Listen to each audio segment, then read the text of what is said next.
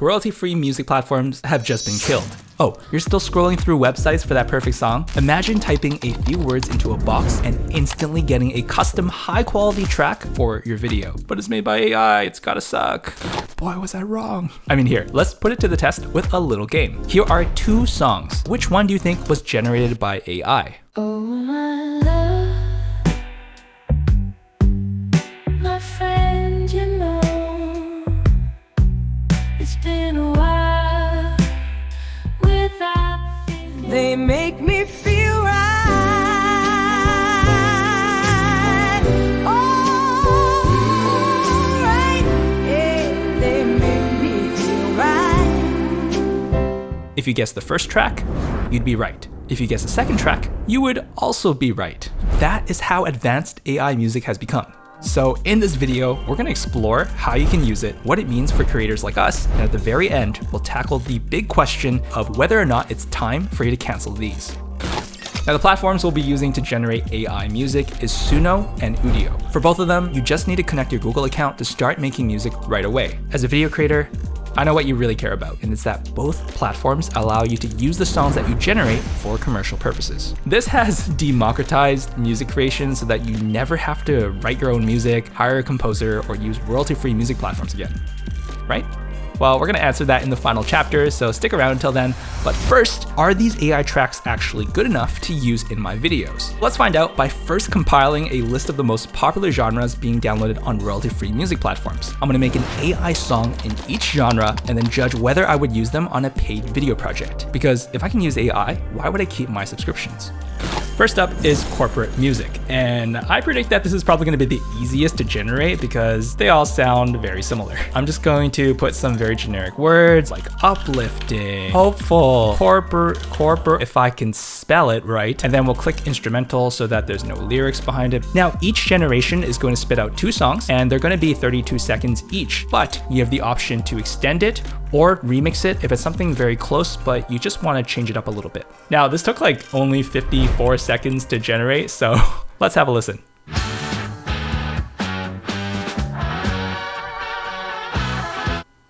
Wasn't really expecting rock. Maybe pop, energetic. All right, here we go.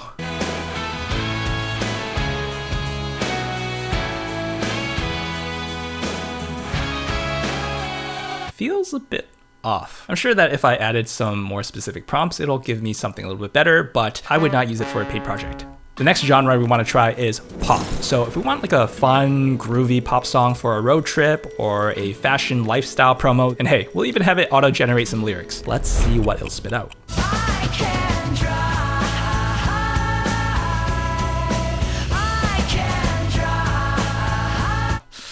It's almost there. It's just slightly off, but it sounds pretty good considering how it just auto-generated some lyrics. I'm sure I can drive. So deep. I might use it for a video. Don't know about a paid one though. But here's the thing though, you can actually add in your own custom lyrics. So you can put it into this prompt box and it usually does a fairly good job. So we can try that out later. So for the cinematic genre, it starts to get a little bit tricky because I have listened to so many cinematic songs on stock music platforms. But let's say that I'm working on a short film that calls for a emotionally dramatic cinematic score inspired by Hans Zimmer. No lyrics for this one. Oh, we don't generate artist likeness without permission. That's a nice little step to prevent people from feeling like they're being ripped off, even though that's kind of what's happening in behind the scenes, right? But hey, it understands. It wants a film score, it wants cinematic, classical, epic music. All this is great. Let's see what we got.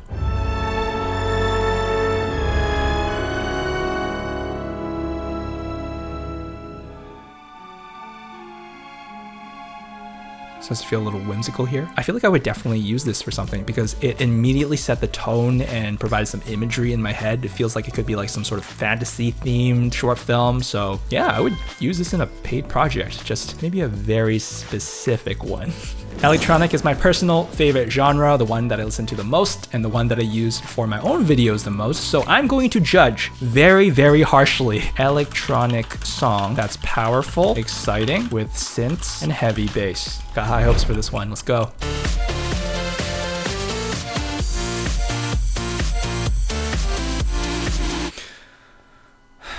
It's not hitting quite the vibe that I'm looking for. I'm gonna give it another chance. Trap, synths, drums. Not really feeling the build up.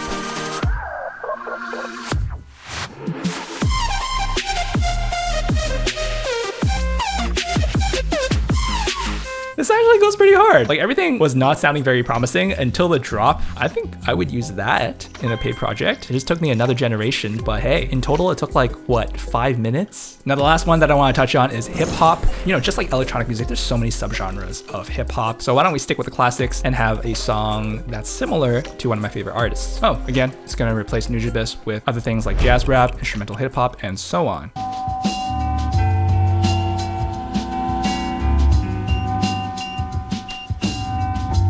I mean, it has that lo-fi jazziness to it, but I heard some sort of like weird beeping that it was using as an instrument. Given how I gave it only 2 words to base off of, it did a surprisingly good job. I'm only showing the first few generations without putting much thought into my keywords, but if I wanted to try something like make a hip hop track based off some lyrics that I spat out from ChatGPT, what is it gonna give us? It's about applesauce, and we're gonna make it like aggressive hip hop. These titles are already so promising. Here we go. Sauce, apple sauce, stir it up nice and soft. In a pie or on the side, watch it set off. Golden ripe apples picked at the toss. This ain't just food, it's applesauce gloss. Yo, it had like a sick flow to it, and it's like adhering to the lyrics really well. That's good. That's where the fun really is. Can you imagine using this for like a promo video for like your grandma's apple pie sale or something? This is sick. I would use this for a paid project. Dang. Now, as a video creator and filmmaker, you might be thinking this is the greatest thing to happen to us, because the main reason that I've used stock music throughout my career was to get the highest quality music for the cheapest way possible. Because let's face it, we can't hire a composer for every corporate video, wedding video, or indie film that we produce. Stock music has always been the affordable solution for creators. But with how impressive AI music is, does that mean human-made music will become obsolete? Can I actually cancel my stock music subscription? Now, before I can click this button, I have to answer 3 questions. So the first question is, do I care more about the results or the process? Because let's say that you're hungry and you pass by 2 shops. One of them is McDonald's and the other is a local mom and pop restaurant. Now, we already know what to expect from the king of fast food chains. You pay a few bucks and they prioritize speed and convenience to get you the most predictable burger. The mom and pop restaurant, on the other hand, uses ingredients sourced from local farms. Each dish on their menu has a unique story, and the owners have been happily running their business for decades to support their family. Although it might be a bit pricier and you might have to wait an extra 5 minutes, the quality could make it worth the wait. So which one would you choose? Because this choice is really similar to deciding between instant AI generated music and music made by real artists on royalty-free music platforms. Now, as artists, we naturally value that human connection and want to support other artists. I've personally been using Artlist for the past 4 years, and I believe that they do such an amazing job in highlighting the artists behind the music being produced. They put out these videos about the journey and the passion that goes into the creations, and it makes me really appreciate the craftsmanship behind every song that I download to use in my own videos. Now, the second question is, does it have an AI stank? Now, what I mean is that imagine that you're in a coffee shop deciding whether or not you want a coffee from a skilled barista or a coffee machine.